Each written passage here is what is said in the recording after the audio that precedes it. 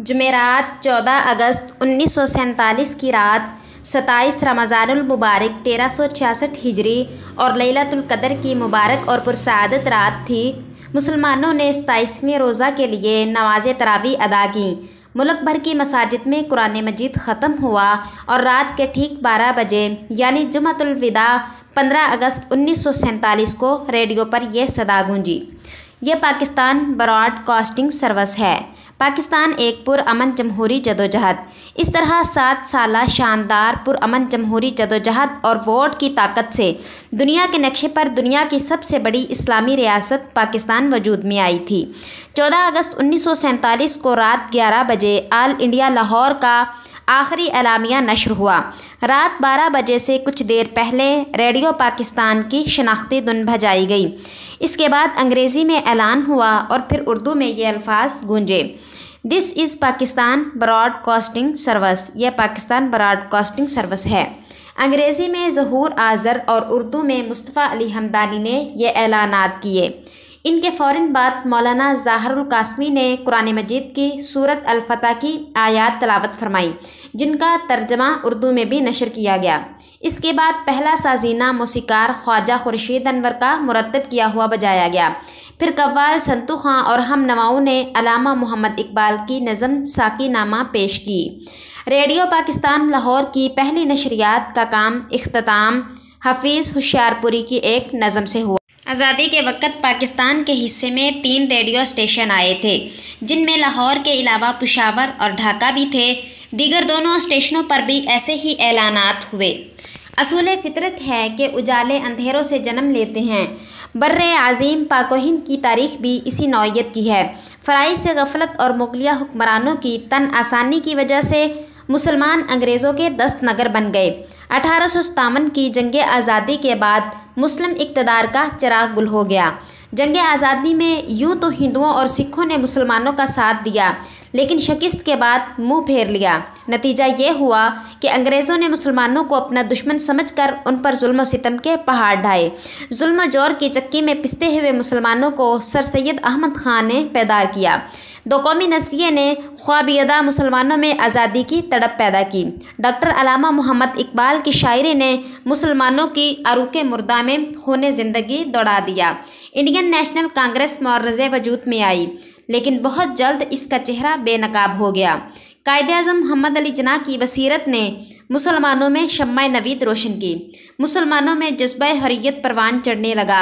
अंग्रेज़ों ने अपने पाँव मजबूत करने के लिए तरह तरह के मनसूबाजात, एक्ट और मुख्तलिफ मुराआत से मुसलमानों को मरऊब करने की कोशिश की।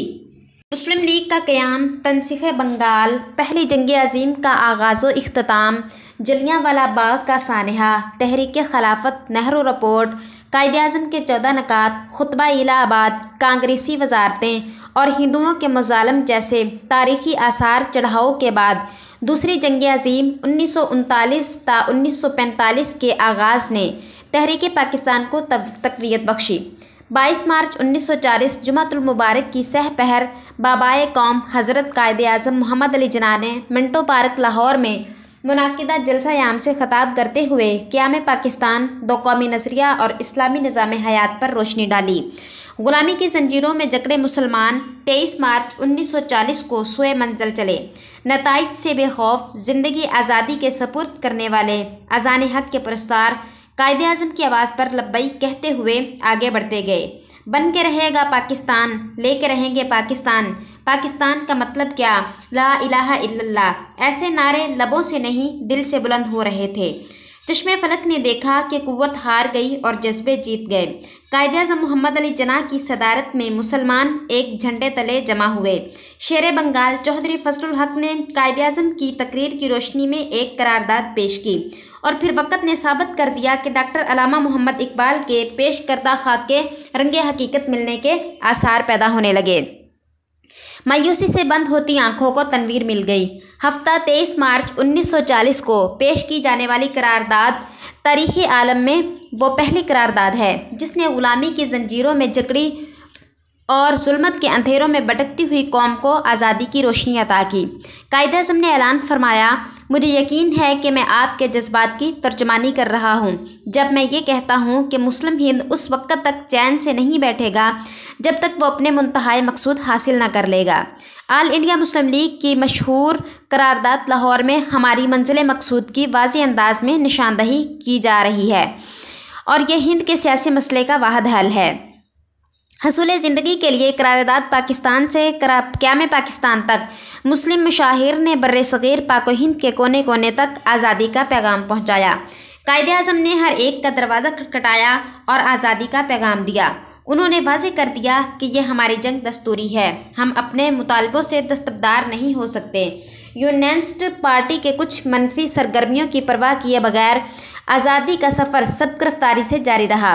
कायदे आज़म मोहम्मद अली जिन्ना ने कश्मीर मुस्लिम नेशनल कॉन्फ्रेंस से खिताब करते हुए कहा, मुझे ये देखकर मुसरत हुई कि रियासत के मुसलमान बेदार हो गए हैं और मुत्तहिद खड़े हैं। जैसा कि अब मैं देखता हूँ कि इस पंडाल में 1 लाख के इज्तिमा में बूढ़े भी हैं और जवान भी, मजदूर भी हैं और ताजर भी।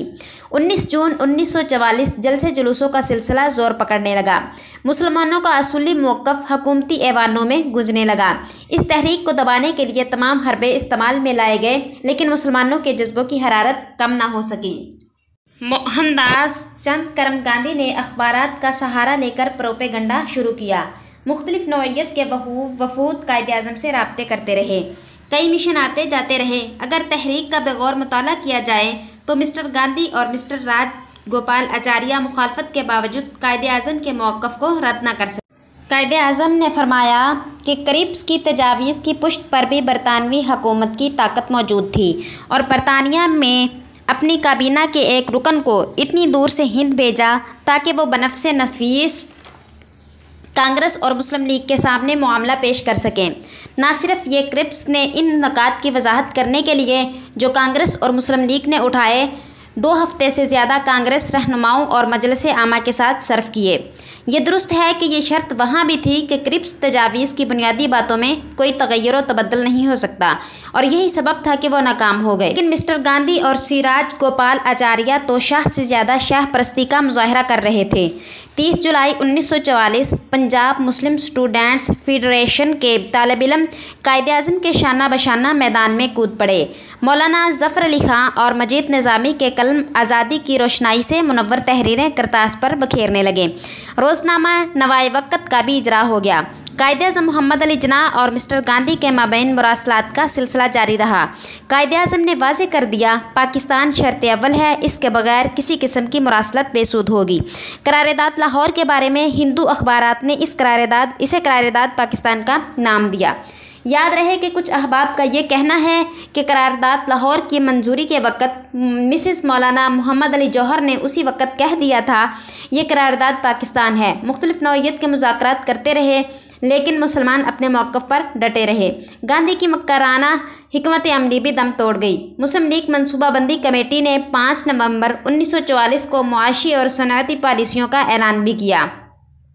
कायदे आज़म मोहम्मद अली जिन्ना ने अपनी टीम के हमरा मुख्तलिफ तकरीबात में शरीक होकर आज़ादी की लहर में मज़ीद इजाफ़ा किया। लाहौर में यौम इकबाल की तकरीब से ख़िताब करते हुए कायदे आज़म ने फरमाया, हरचंद के वो हमारे दरमियान मौजूद नहीं हैं, लेकिन उनका शेर जो लाफानी है हमारी रहनुमाई और फैज़ान रूहानी के लिए हमेशा मौजूद रहेगा। उनकी शायरी तर्ज के एतबार से हुसीन और ज़बान के लिहाज से दिलकश होने के अलावा हमारे सामने उस अजीम शायर के जहन और कल्ब की एक तस्वीर पैदा करती है। हम देखते हैं कि इन्हें इस्लामी तालीमात से किस कदर गहरी अकीदत थी। वो रसूल अकरम सल्लल्लाहु अलैहि वसल्लम के एक सच्चे और वफ़ादार केश पैरोकार थे, अव्वल मुसलमान और आखिर मुसलमान। दिडान 11 दिसंबर 1944 दूसरी जंग अज़ीम के इख्तिताम पर बर्रसगीर पाक हिंद सियासी कशमकश का मरकज़ बन चुका था। मुसलमान हर सूरत हाल का सामना करने के लिए सरबकफ थे। 22 मार्च 1945 को योम पाकिस्तान की तकरीब के मौके पर मुसलमानों ने ऐलान किया वो हसूल पाकिस्तान तक चैन से नहीं बैठेंगे। नेशनल गार्ड्स पंजाब के जवान कायदे आज़म का हर अव्वल दस्ता बन गए। लॉर्ड बेवल ने मुसलमानों को जाल में फंसाने की कोशिश की लेकिन नाकाम रहा।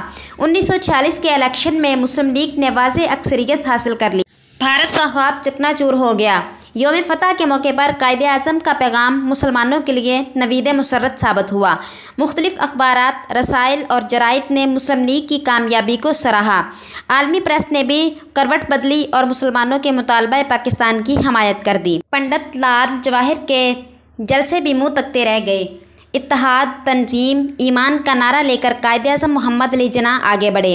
रहमान का रहम मुसलमानों के सरों पर एक साइबान था। 3 जून 1947 को तकसीम हिंद का ऐलान कर दिया गया। मुस्लिम अक्सरियत के बहुत से इलाक़ाजात हिंदुस्तान को दिए गए। 14 अगस्त 1947 के मुताबिक दरमियानी शब 26-27 रमज़ानुल मुबारक 1366 हिजरी पाकिस्तान दुनिया के नक्शे पर उभरा। कायदे-आज़म की वलवला अंगेज़ बेखौफ क़यादत ने नामुमकिन को मुमकिन कर दिखाया। अंधेरे से उजाले तक के इस सफ़र में मुसलमानों को जिन मुश्किलात का सामना करना पड़ा, उनका तसव्वुर ही दिल दहला देने को काफ़ी है। एक अंदाजे के मुताबिक 1947 में दुनिया की तारीख की सबसे बड़ी हिजरत अमल में आई थी। हिंदुस्तान की तकसीम के बाद नकल मकानी करने वालों की तादाद कमोबेश 1 करोड़ 40 लाख थी, जिनमें 80 लाख मुसलमान जो पाकिस्तान आए थे और 60 लाख हिंदू और सिख पाकिस्तान से भारत गए थे। जस्टिस मुनीर की रिपोर्ट के मुताबिक इसी दौरान 3 लाख मुसलमान मुहाजिरीन ने जानों की कुर्बानी दी, जबकि 1 लाख मुसलमान ख़वातीन अगवा की गईं, जिनमें से बहुत कम तादाद बाद में बाजियाब हो सकीं। और इन बाजियाब होने वाली ख़वातीन को एक बड़ी तादाद में वाल्टन में कायम एक हॉस्टल में रखा गया। यहाँ इनके साथ जो सलूक हुआ वो एक अलग अंदोहनाक दास्तान है।